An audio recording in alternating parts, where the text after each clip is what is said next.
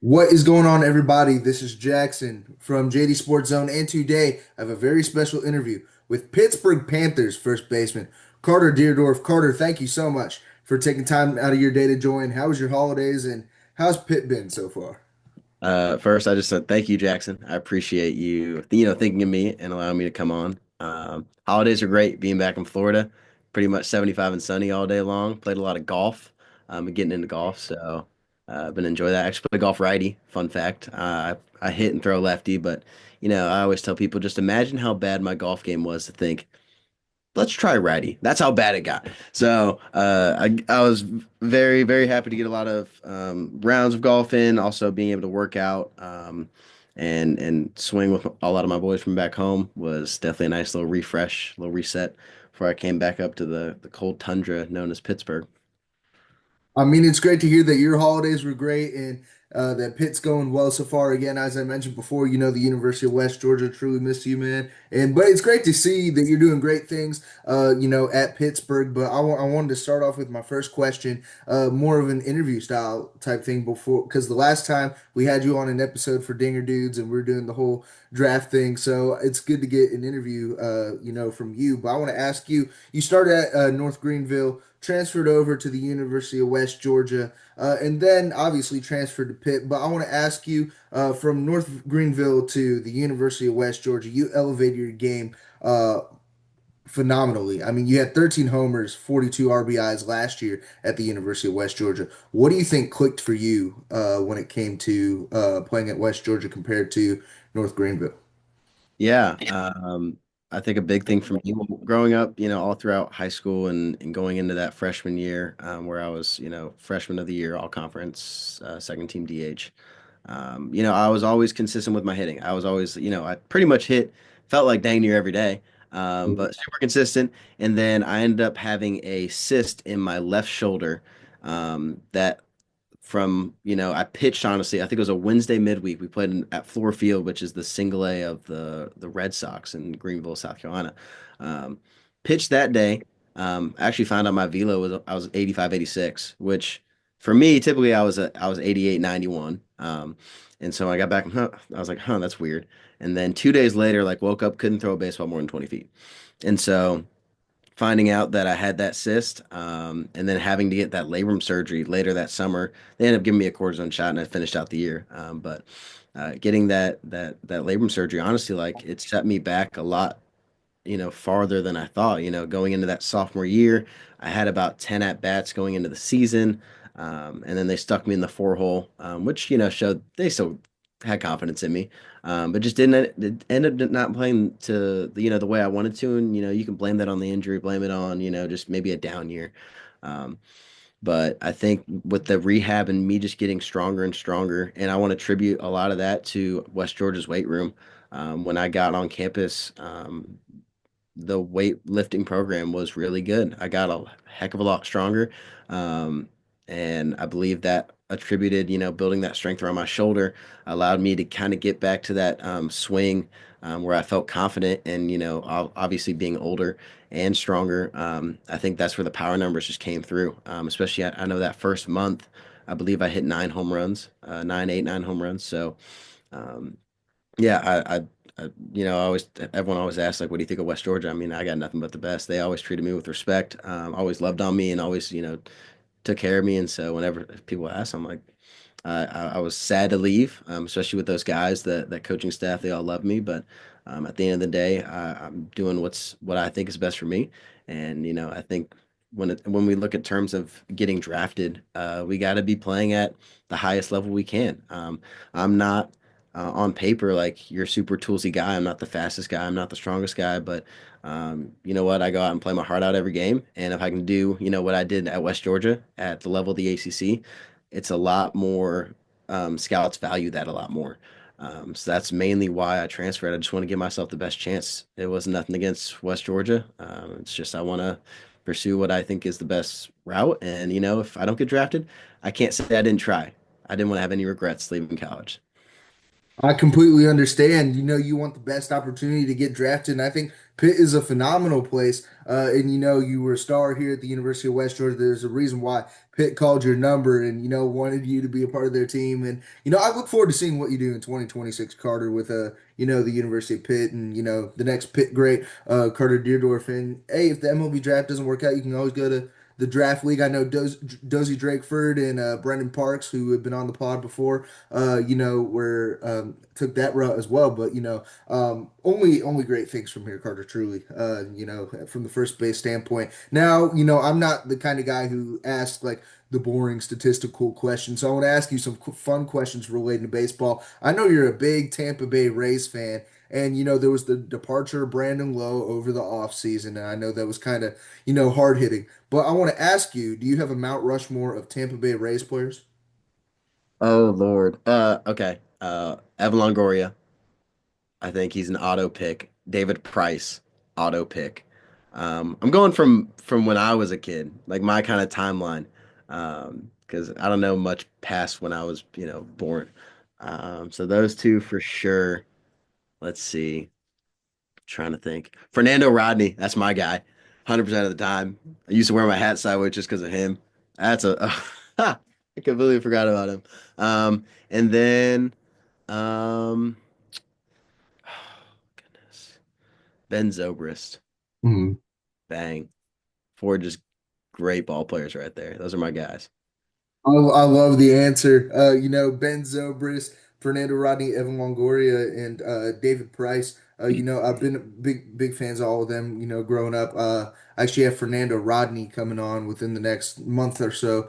Oh, So you know, I'm looking forward to that. I'm looking that's forward to sick. that.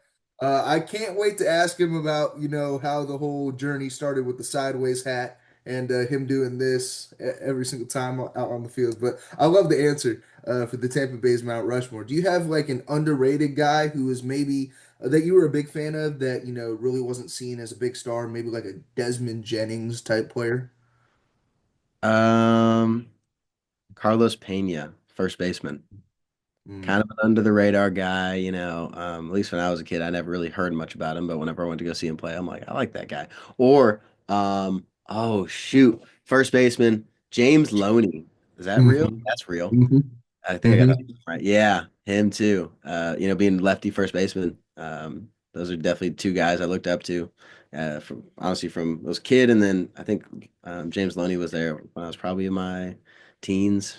So yeah, those two are definitely underrated guys that I loved.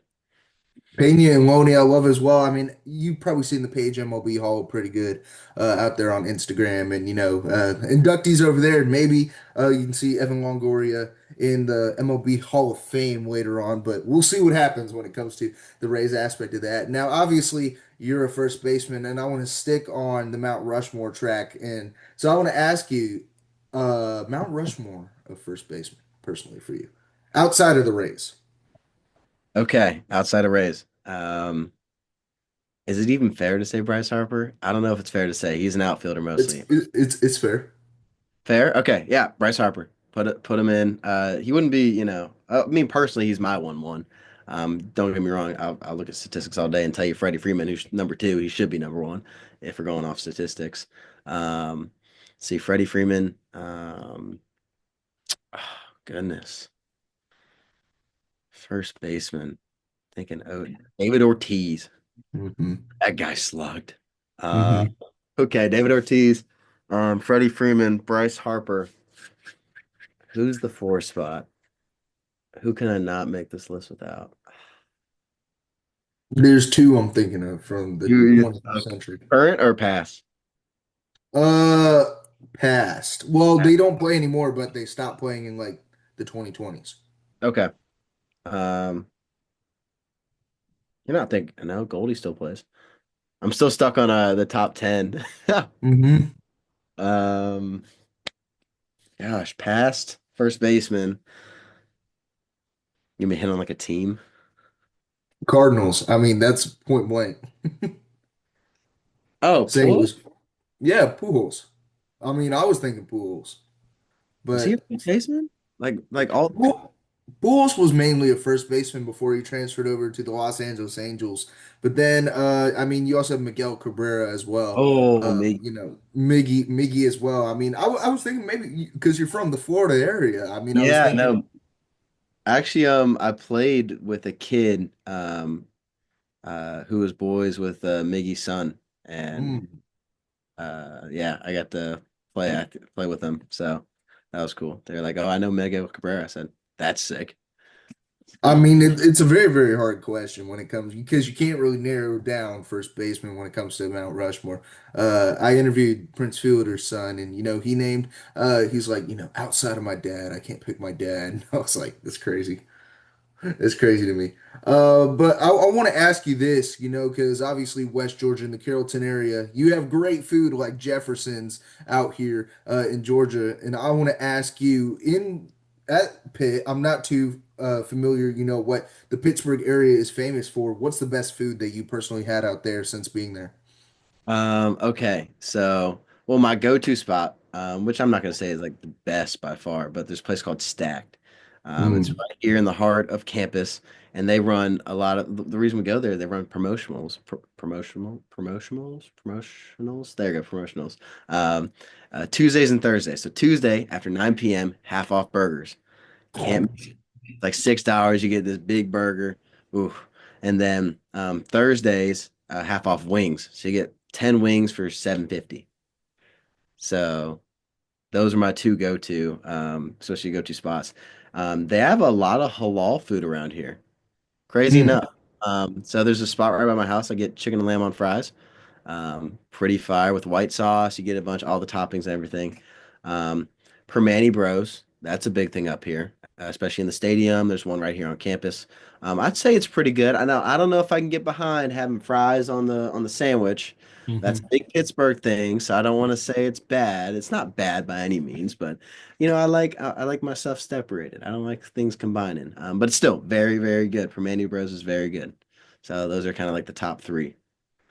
I mean, I love the answers. I need to make a trip out to Pittsburgh, one of these days. I graduate this May. So I'm looking to maybe make a trip out to Pitt with some of the Dinger Dudes guys and maybe get some Permani Bros because that sounds good. That sounds good. I mean, I'm saying, I love Jefferson's, but you might have sold me on some Pittsburgh food, out there out there. So honestly, that sounds like really, really good. Now I want to ask you, what are you most looking forward to playing in your first season in the ACC, with the University of Pittsburgh? Yeah, first and last, unfortunately. But, we have a pretty cool travel schedule, if I'm being honest. We start off the season going down to Florida, playing Western Michigan, and then we get back up here, and then we head right to Texas, playing a little round robin at in Corpus Christi. I think one of like the big stadiums. I don't know if it's like a MLB affiliate stadium, but it's apparently a really nice stadium. So I'm excited for that. And then we come back home, play a couple home games, and then we fly out to California for 11 days. I'm gonna get to try In and Out. I'm gonna get the whole Cali vibe. Maybe get me a little something out there. But and then also being able to play a bunch of schools, like being able to travel. I know we play at Louisville. I believe we play at I think NC State or North Carolina, one of those two. Playing at Virginia Tech, like it's gonna be sick. And we also play at West Virginia, which big rivalry between Pitt and West Virginia. So I'm excited to get cursed out and get yelled at, and it's going to be a lot of fun. Might have to block my socials for a little bit, but um, kidding. But no, yeah, I think the travel schedule's sick, and the group of guys we have, everyone is like, we all mesh so well, especially for. They did an interview with our head coach did an interview with D1 baseball. We had 36 combined schools at the University of Pittsburgh. Now, like I have two schools with me, so that counts towards 36. So it's not like we have 36 new guys, but think about it, like 36, like we have, what's it, a 34-man roster with 36 different schools. So the amount of different backgrounds we have, plus like we have five freshmen, like the fact that we do mesh so well together is honestly a statistical improbability. Um, but that's just what baseball does. It brings people together. So I think being able to travel and not only just travel, but travel with my boys and have a great time. Go, try some different food. And then obviously being able to see my family, get to play in Florida twice there, and then we go to Tallahassee. We play at FSU. That'll be sick. So yeah, that's probably what I'm looking forward to most. Being able to just travel and hang out with my guys, and obviously go ball out. That's obviously a part of the plan too. I mean, it's great that you're looking forward to the 2026 season. I mean, I love the travel schedule, and I got some really close friends of mine who are big FSU fans, so they weren't too thrilled to hear that you were going to Pitt. But personally, I'm a Kentucky fan, so I could care less. I could honestly care less. But honestly, I love the that you're looking forward to trying some In and Out. In and Out is very, very good. I would say. Ooh, I don't know if it compares with Cookout, but it's up there. Oh, It's I miss it's cookout. I miss cookout. Cookout. you don't have Halal any food cookouts in replaced my Pittsburgh? cookout. No, halal food replaced my cookout without a doubt. That's the switch. I mean, I don't know if you can go there and get a burger, a quesadilla, and some cheddar bites for $8, but And yeah, you can't. And I don't know if it's open past midnight either. So, honestly, place open till 3. oh, oh, that's see, I'm not. see, I'm that's not saying. I'm not saying it's better. I'm not saying it's definitely. It's like 11.65, I believe. I go there too much to know the exact price. But I'm not saying it's better, but it's my replacement. My placeholder till I get back to the Georgia, South Carolina, maybe top of Florida area where they got cookout. again, I'm definitely gonna have to make a trip up there, get some food up there, and cook out. In Carrollton, there's nothing open past 11. I had a Maverick Torres on last week, and he told me about cookout being his favorite go-to spot, and it's great to hear the go-to spots in Pittsburgh. So when I go, I know. But it's great to hear that. Now, Carter, I want to ask you this question. You're a big power guy. I mean, we saw it at the University of West Georgia. So MLB Home Run Derby is always the go-to event to watch during MLB All-Star Weekend. If you could include yourself in a home run derby with MLB legends, let's 6 or 7 others, alongside you, who would you want to be in a dream home run derby with? Dream home run derby. In which stadium? Okay. Let's go Uh, there. let's do stadium Fenway. hmm Fenway's sick. That's interesting to I mean, hear. personally, for me, if I'm trying to hit home runs, it's going to be Yankee Stadium because it's like hmm 310 that line. But hmm I've been to Fenway and it's sick. So be able to, hit on that field. Maybe go opposite field for a little home run would be sick too. But yeah, we'll go Fenway. We're gonna have Bryce Harper in there.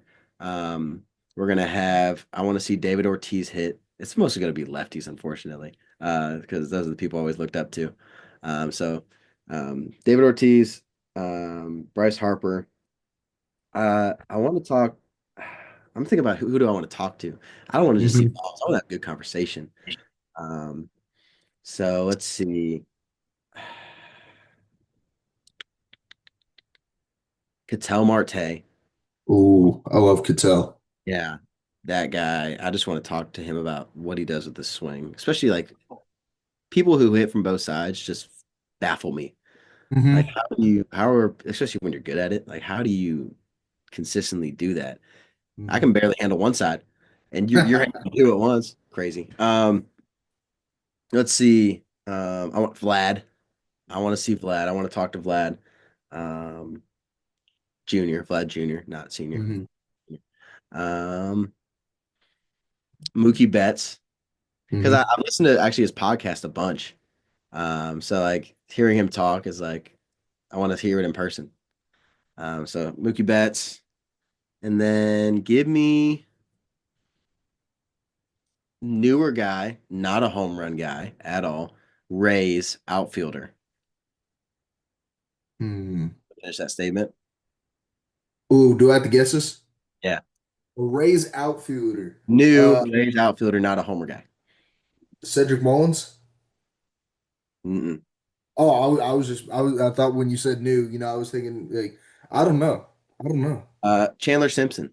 Oh, I love Chandler Simpson. I I want to talk love to him, especially because the facility I trained at this past summer, he works at, and so I've heard a lot of stories about him from Coach Mike, and Yeah, I think he'd be my sixth guy just to pick his brain, maybe give me some tips on how to be faster because I'm not the fastest guy. I mean, I love the wide array of players. I'm taking Carter Dierdorf all day. In the Home Run Derby, out there at Fenway. It kind of shocked me, being, a Rays fan. I don't know if you were going to say Tropicana Field, but I was like, Hey, well, it's you can't really say that right now because it's torn down, still, still getting rebuilt. But, honestly, I love the wide array of players. Chandler Simpson, my buddy drafted him in the second round on accident for fantasy baseball. Because he had him queued up and didn't realize it was his turn to pick, and he uh, clicked Chandler Simpson. And I mean, it turned out well. I mean, guy's a speedster. I mean, he's like the new Billy Hamilton. And yeah, honestly, I love the answer there. But Carter, final question for you. Before I have to let you go, I want to ask you. Obviously, you have a wide array of success at the D2 level, at the D1 level. Look forward to seeing what you do in 2026. If you could give advice to your younger self, say about 10 years ago, saying, because 2026 is the new 2016, if you could, give advice to your younger self, what would that be? advice. Um, shoot, just trust what you got going on, man. Like what you got is what you got, and there's no reason to deviate or, I mean, you could all, I guess a lot of like generic answers are, oh, I should have hit more, I should have worked harder, I should have lifted more. But at the end of the day, man, like, I'm a big Christian and I believe that, there's no such thing as coincidences. It's just everything happens for a reason. And the reason why I did what I did growing up got me to where I'm at now. So why the heck would I want to change anything? Screw going, like, let's say hypothetically, yeah, I did go to a Power Four school out of high school, would I still be there? That's a great question. You know how many guys, kids, especially kids I know who I played with growing up, where I seen like younger guys that are going that went to these Power Four schools, and are not there now. They're at a JUCO. They're at some D2. It's a lot of kids. So I think the journey I've been on has just been something that like I just thank God for. I think I'm just like if it was any other way, I feel like it wouldn't be right, and to know that he's got me in his plan, his will's for me, and I'm gonna just trust his will, and he knows more than I could ever fathom, and I thank him every day, not just for baseball, but for the family he's given me, for the resources he's given me, for the friends he's given to me, for the platform he's given me. Yeah, I'm just super blessed and thankful for him. Great to hear you put your faith and trust in God. And, sometimes it's not always about the destination, it's about the journey that, takes you to where you need to go, especially in hard times like these during your collegiate years, leading you to the profession and everything, as long as you put your faith and trust in God. And, He has those plans for you. I'm a big Christian as well. So it's great to hear, your side of things, especially as a D1 baseball player, because I know you have to be mentally tough to be a collegiate baseball player, not just mentally tough, but physically tough. And it's great that, you put your faith and trust in God. But Carter, thank you so much for taking time out of your day. And it's always great to have you on the podcast, man. It's great to, have you back on my personal pod and get to, interview you for a full episode this time instead of just little increments. But thank you, Carter, again for your time, man. I appreciate it, man. Thank you. And maybe after the season's over, or maybe middle of the season, maybe I'm batting, 700 with a bajillion home runs. We can talk again.